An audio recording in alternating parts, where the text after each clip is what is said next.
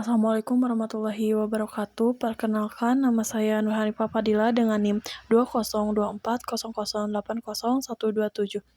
Di sini saya akan menjelaskan materi mata kuliah Manajemen Strategi. Baik, di slide ini kita membahas tentang pengantar manajemen strategi. Sebelum membahas lebih jauh, kita perlu memahami terlebih dahulu apa yang dimaksud dengan manajemen strategi. Manajemen strategi adalah proses yang dilakukan oleh suatu organisasi untuk merencanakan, melaksanakan, dan mengevaluasi berbagai strategi agar tujuan organisasi dapat tercapai secara efektif dan efisien. Proses ini dilakukan secara berkelanjutan karena kondisi lingkungan bisnis selalu mengalami perubahan. Di dalam slide ini juga terdapat kata kunci utama dalam manajemen strategi. Kata-kata tersebut meliputi strategi, tujuan, lingkungan bisnis, keunggulan bersaing, implementasi, dan evaluasi. Kata kunci ini menjadi dasar dalam memahami seluruh proses manajemen strategi, karena setiap strategi yang dibuat selalu berkaitan dengan pencapaian tujuan organisasi. Selanjutnya, terhadap tujuan dan manfaat manajemen strategi. Tujuan utama manajemen strategi adalah membantu organisasi menentukan arah yang jelas, memanfaatkan peluang yang ada, mengurangi berbagai risiko, meningkatkan daya saing, serta menjaga keberlangsungan organisasi dalam jangka panjang. Sedangkan manfaatnya adalah membantu proses pengambilan keputusan menjadi lebih terarah. Organisasi juga dapat menggunakan sumber daya yang dimiliki secara lebih efektif dan mampu menyesuaikan diri terhadap perubahan yang terjadi di lingkungan bisnis. Pada slide ini juga terdapat tahapan utama strategi. Tahapan pertama adalah perumusan strategi.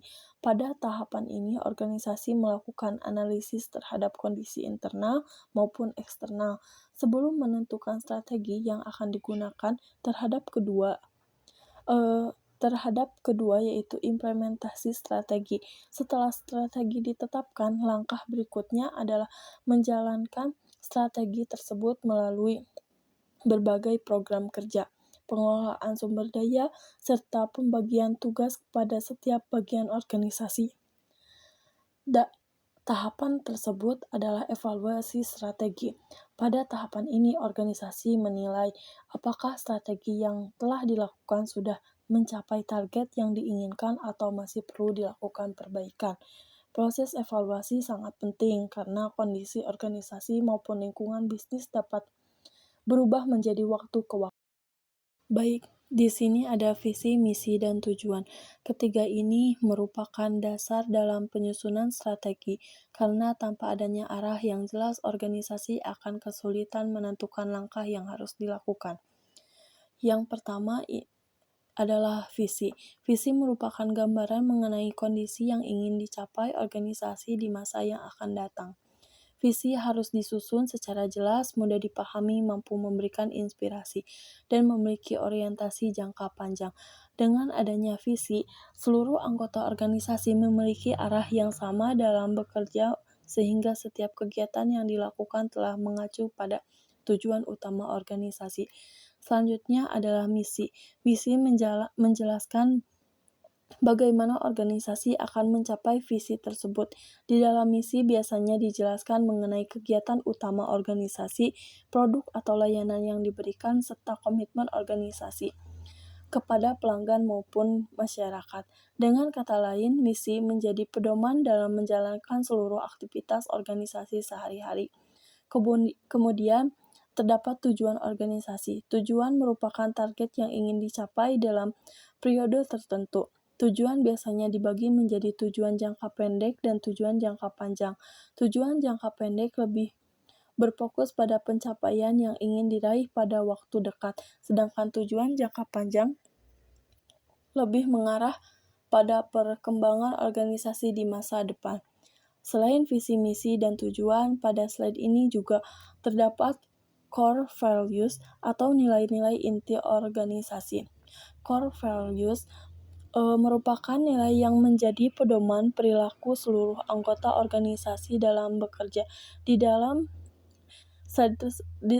slide ini, beberapa nilai seperti integritas, inovasi, profesionalisme, kerjasama, dan tanggung jawab. Integritas berarti bekerja dengan jujur dan dapat dipercaya. Inovasi menunjukkan kemampuan organisasi dalam menciptakan pembaruan. Profesionalisme berkaitan dengan kemampuan bekerja sesuai kompetensi. Kerja sama menunjukkan pentingnya kolaborasi antara anggota organisasi, sedangkan tanggung jawab berarti setiap individu mampu melaksanakan tugasnya dengan baik. Selanjutnya ada analisis PESTEL. Analisis PESTEL merupakan salah satu metode yang digunakan untuk menganalisis lingkungan eksternal organisasi. Lingkungan eksternal adalah berbagai faktor yang berasal dari luar organisasi dan dapat mempengaruhi keberhasilan suatu organisasi. Analisis PESTEL terdiri dari 6 faktor utama. Yang pertama ada faktor politikal atau politik. Pada bagian ini organisasi menganalisis berbagai kebijakan pemerintah seperti pajak, perizinan, maupun kebijakan impor. Faktor politik perlu diperhatikan karena perubahan kebijakan pemerintah dapat memengaruhi operasional organisasi maupun proses pengambilan keputusan. Faktor kedua adalah ekonomi. Faktor ekonomi berkaitan dengan kondisi perekonomian seperti inflasi, nilai tukar mata uang, dan daya beli masyarakat. Kondisi ekonomi yang berubah akan memengaruhi biaya operasional organisasi maupun kemampuan konsumen dalam memberikan produk atau jasa. Selanjutnya adalah sosial. Faktor sosial berkaitan dengan perubahan gaya hidup, kebiasaan masyarakat, tingkat pendidikan, jumlah penduduk, serta karakteristik konsumen. Organisasi perlu memahami perubahan sosial agar produk maupun layanan yang ditawarkan tetap sesuai dengan kebutuhan masyarakat. Kemudian terdapat faktor teknologikal atau teknologi. Perkembangan teknologi yang semakin pesat membuat organisasi harus mampu beradaptasi. Pemanfaatan teknologi dapat meningkatkan efisiensi kerja, mempercepat proses bisnis, memperluas pemasaran, serta mempermudah komunikasi dengan konsumen. Selanjutnya adalah environmental atau lingkungan.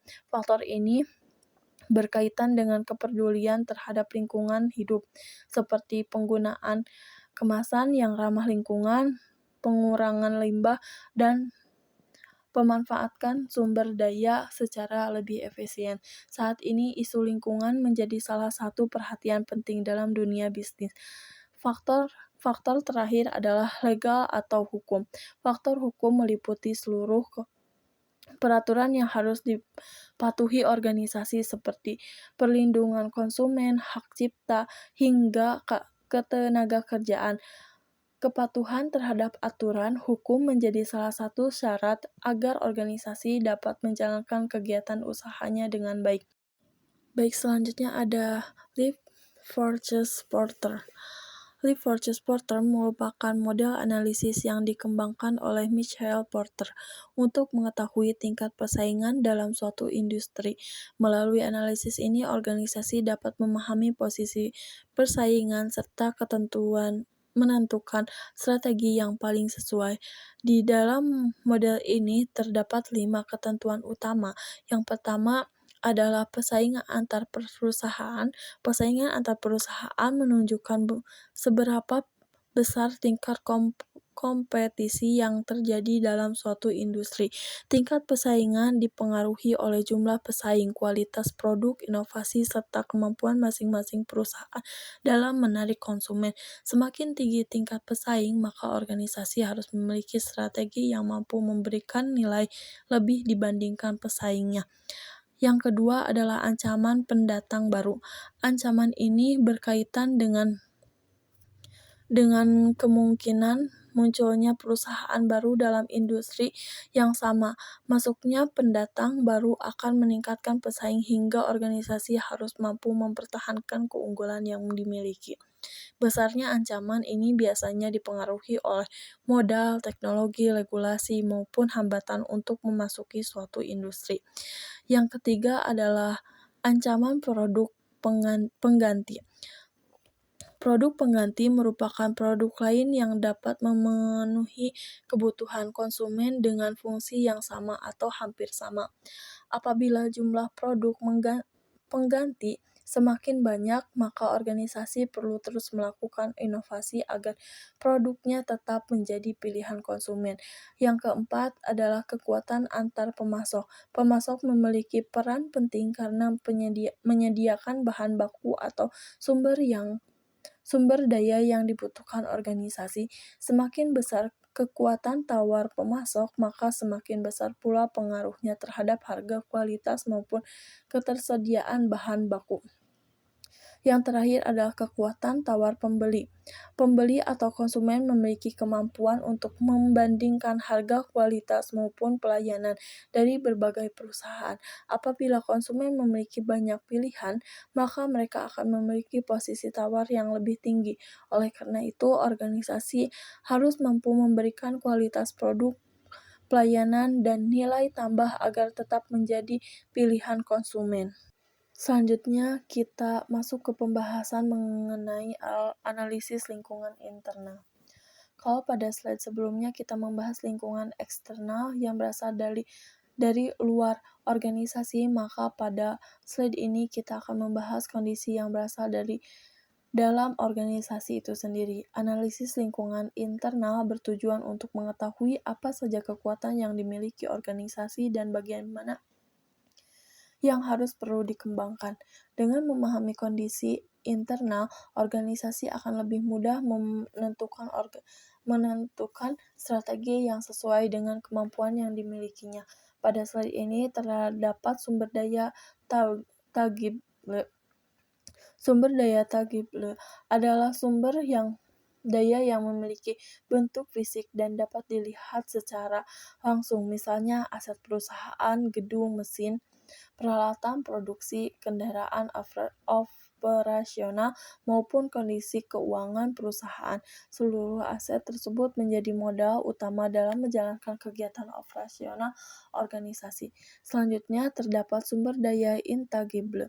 Terdapat dengan taglib. Sumber daya intangible tidak memiliki bentuk fisik tetapi memiliki nilai yang sangat penting bagi organisasi. Yang termasuk dalam sumber daya ini antara lain merek, reputasi perusahaan, hak paten, teknologi, budaya organisasi, hingga kepercayaan pelanggan. Meskipun tidak terlihat secara fisik, sumber daya ini seringkali menjadi keunggulan yang sulit ditiru oleh pesaing. Kemudian terdapat kapabilitas perusahaan. Kapabilitas perusahaan, kemampuan organisasi dalam memanfaatkan seluruh sumber daya yang dimiliki untuk mencapai tujuan.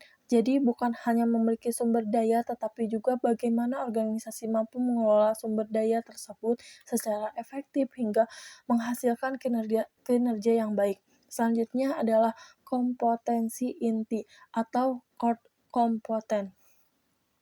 Kompetensi inti merupakan kemampuan khusus yang menjadi ciri khas organisasi dan membedakannya dari organisasi lain. Kompetensi inilah yang biasanya menjadi dasar terbentuknya keunggulan bersaing karena tidak mudah dimiliki atau ditiru oleh pesaing. Pada slide ini juga terdapat analisis FRIO. FRIO merupakan metode untuk menilai apakah sesuai sumber daya mampu memberikan keunggulan pesaing. FRIO terdiri dari 4 aspek, yaitu value, rarity, imitability, dan organization. Value berarti sumber daya tersebut mampu memberikan nilai bagi organisasi. Rarity menunjukkan apakah sumber daya tersebut tergolong langka atau tidak banyak dimiliki pesaing. Imitability melihat apakah sumber daya tersebut mudah ditiru atau justru sulit ditiru, sedangkan organization menunjukkan apakah organisasi mampu mendapatkan sumber daya tersebut secara maksimal. Selain VRIO, terdapat juga value chain atau rantai nilai. Value chain menjelaskan seluruh aktivitas yang dilakukan organisasi dalam menghasilkan suatu produk atau jasa. Aktivitas tersebut dibagi menjadi dua bagian, yaitu aktivitas utama dan aktivitas pendukung. Aktivitas utama merupakan proses yang langsung berkaitan dengan menciptakan produk atau jasa, sedangkan aktivitas pendukung berfungsi mendukung agar seluruh proses utama dapat berjalan dengan baik, seperti pengelolaan sumber daya manusia, teknologi, maupun infrastruktur organisasi. Setelah mengetahui kondisi eksternal dan internal organisasi, langkah berikutnya adalah melakukan analisis SWOT. SWOT merupakan metode analisis yang digunakan untuk menggabungkan hasil analisis lingkungan internal dan lingkungan eksternal agar organisasi dapat menentukan strategi yang paling tepat. SWOT terdiri dari 4 komponen utama. Yang pertama adalah strength atau kekuatan. Strength merupakan seluruh kelebihan yang dimiliki organisasi dibandingkan pesaing. Kekuatan ini dapat berupa kualitas sumber daya manusia, kemampuan organisasi, inovasi, teknologi, maupun berbagai keunggulan lain yang mendukung mencapai tujuan organisasi. Yang kedua adalah weakness atau kelemahan. Kelemahan merupakan keterbatasan yang dimiliki organisasi dan dapat menghambat pencapaian tujuan. Dengan mengetahui kelemahan tersebut, organisasi dapat menentukan langkah perbaikan, sehingga kelemahan tersebut tidak menjadi penghambat dalam menjalankan strategi. Selanjutnya adalah opportunity atau peluang. Opportunity merupakan kondisi eksternal yang memberikan kesempatan bagi organisasi untuk berkembang. Peluang dapat muncul dari perubahan teknologi, perubahan pasar, perubahan kebutuhan konsumen, maupun kondisi ekonomi yang mendukung pertumbuhan organisasi. Kemudian yang terakhir adalah ancaman. Ancaman merupakan faktor eksternal yang dapat mengganggu pencapaian tujuan organisasi. Ancaman dapat berasal dari meningkatnya pesaing, perubahan regulasi, perubahan kondisi ekonomi, maupun perubahan perilaku konsumen.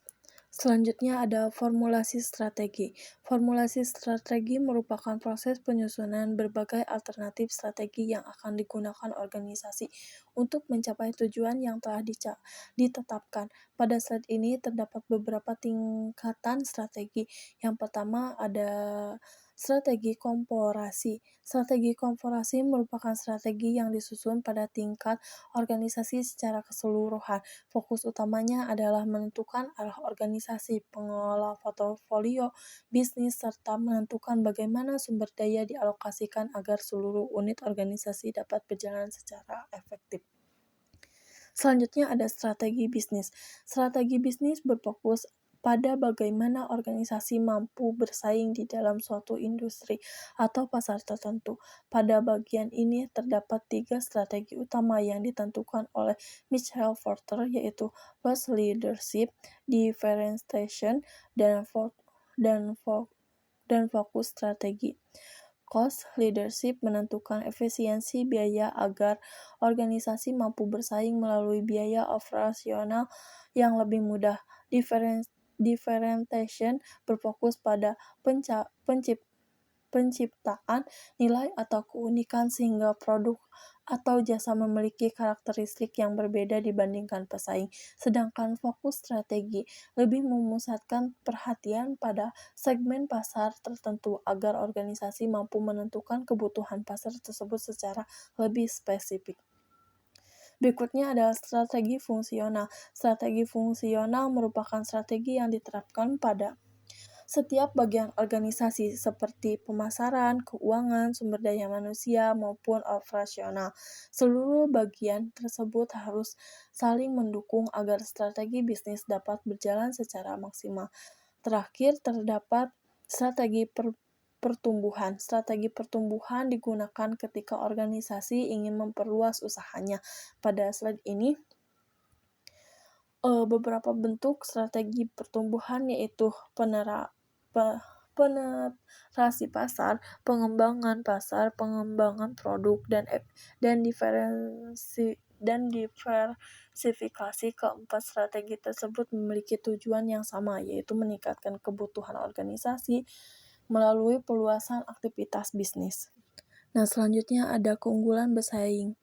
Keunggulan bersaing adalah kemampuan organisasi untuk memberikan nilai yang lebih baik dibandingkan pesaing sehingga mampu mempertahankan posisinya di pasar.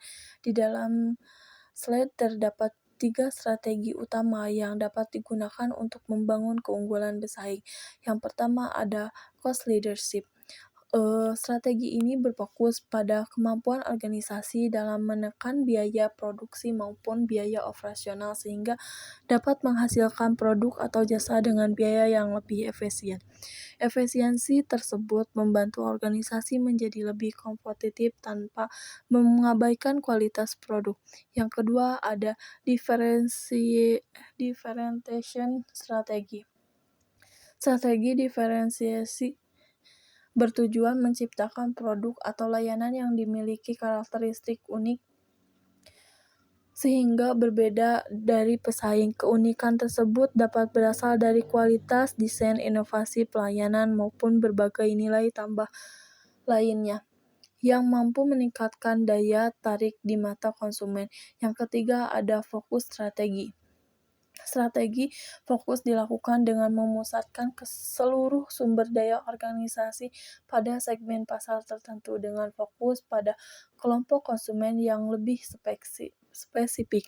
Organisasi dapat memahami kebutuhan pasar secara lebih mendalam dan memberikan layanan yang lebih sesuai.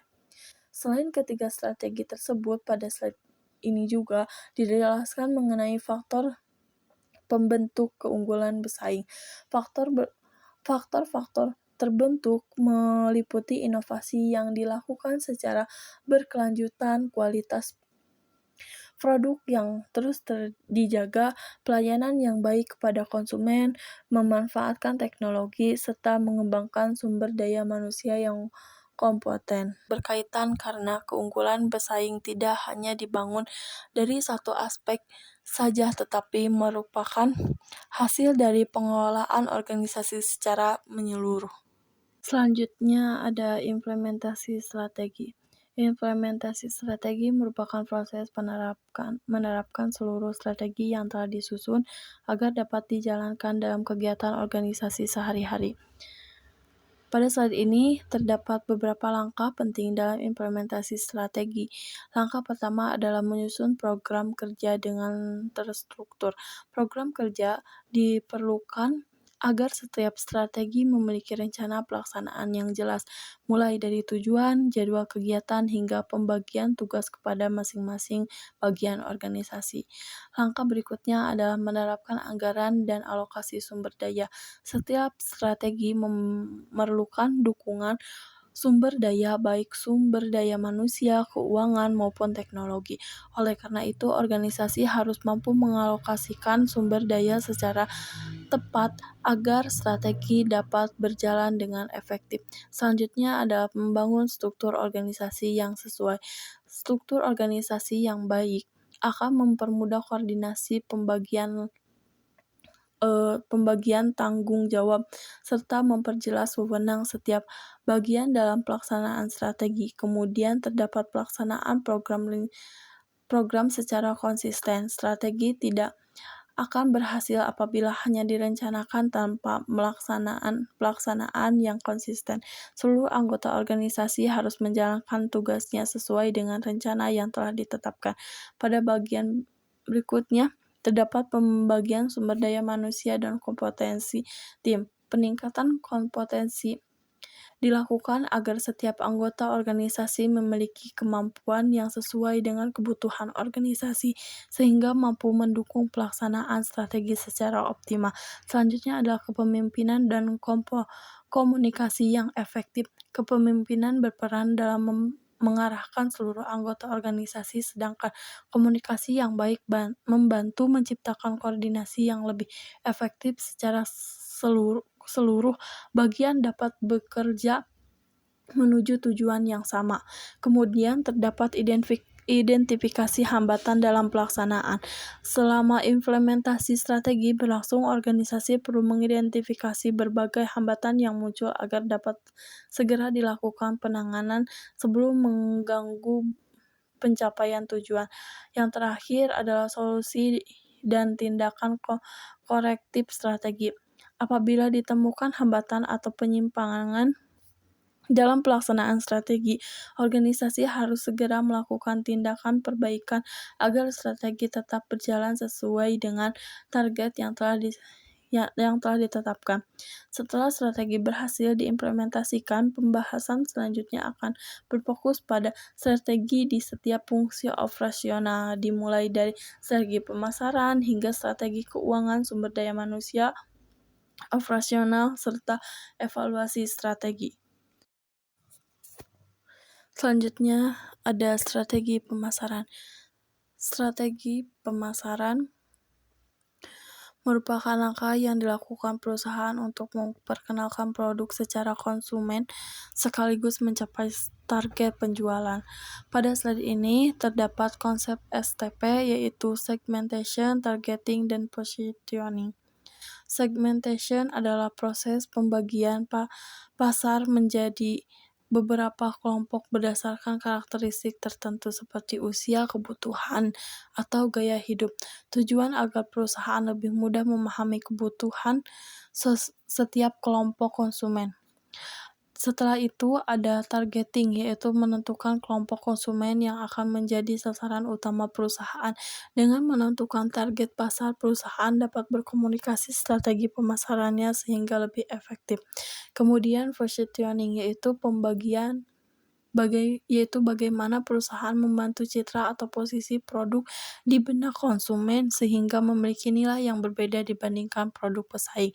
Selain STP, pada slide ini juga dijelaskan mengenai marketing mix atau 4P, yaitu produk, price, dan promotion. Keempat unsur tersebut saling berkaitan dalam mendukung keberhasilan pemasaran. Produk harus sesuai dengan kebutuhan konsumen, harga harus kompetitif, tempat harus mudah dijangkau, dan promosi harus mampu menarik perhatian pasar. Selanjutnya strategi keuangan. Strategi keuangan berperan dalam mengelola sumber daya keuangan agar kegiatan perusahaan dapat berjalan dengan baik dan tujuan organisasi dapat tercapai. Pada slide ini menjelaskan bahwa langkah pertama adalah penyusunan anggaran. Anggaran digunakan sebagai pedoman dalam mengatur pemasukan dan pengeluaran sehingga penggunaan dana menjadi lebih terencana. Kemudian terhadap pengelolaan modal, baik modal operasional maupun investasi, pengelolaan modal yang baik akan membantu perusahaan menjalankan aktivitas bisnis secara berkelanjutan. Analisis investasi yaitu menggunakan indikator seperti ROI, NPV, dan IRR. Ketiga indikator tersebut digunakan untuk menilai apakah suatu investasi layak dilakukan dan mampu memberikan keuangan bagi perusahaan. Selain itu, perusahaan juga perlu melakukan analisis laporan keuangan seperti dasar dalam mengambil keputusan bisnis dan mengevaluasi kondisi keuangan perusahaan. Selanjutnya ada strategi sumber daya manusia. Sumber daya manusia merupakan aset penting dalam organisasi karena keberhasilan strategi sangat dipengaruhi oleh kualitas orang-orang yang menjalankannya.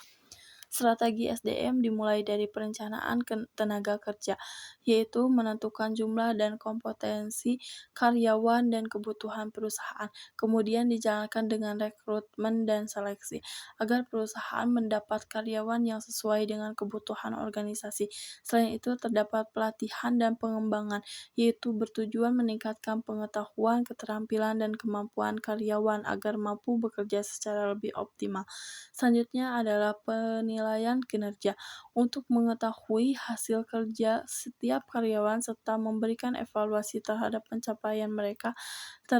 Terakhir, terdapat kompetensi dan penghargaan yang diberikan sebagai bentuk apresiasi atas kontribusi karyawan sekaligus untuk meningkatkan motivasi dan loyalitas dalam bekerja. Selanjutnya ada strategi operasi dan inovasi. Strategi operasi bertujuan memastikan seluruh proses bekerja berjalan secara efektif dan efisien secara mampu menghasilkan produk atau layanan yang berkualitas.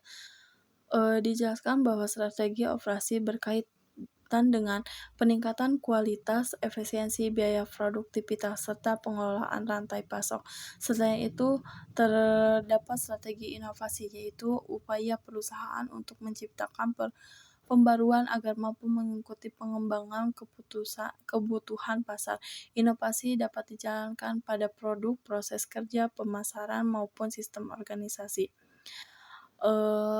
Total Quality Management atau TQM, yaitu pendekatan yang menekan peningkatan kualitas secara terus-menerus dengan melibatkan seluruh bagian organisasi. Mulai dari TQM, perusahaan diharapkan mampu menjaga kualitas produk maupun pelayanan secara berkelanjutan. Selanjutnya ada evaluasi dan pengendalian strategi. Tahap ini merupakan proses untuk mengetahui apakah strategi yang telah dijalankan sudah mencapai tujuan dan diharapkan. Dijelaskan bahwa evaluasi dilakukan dengan cara mengukur kinerja menggunakan indikator yang telah ditetapkan. Salah satu alat ukur yang digunakan adalah Key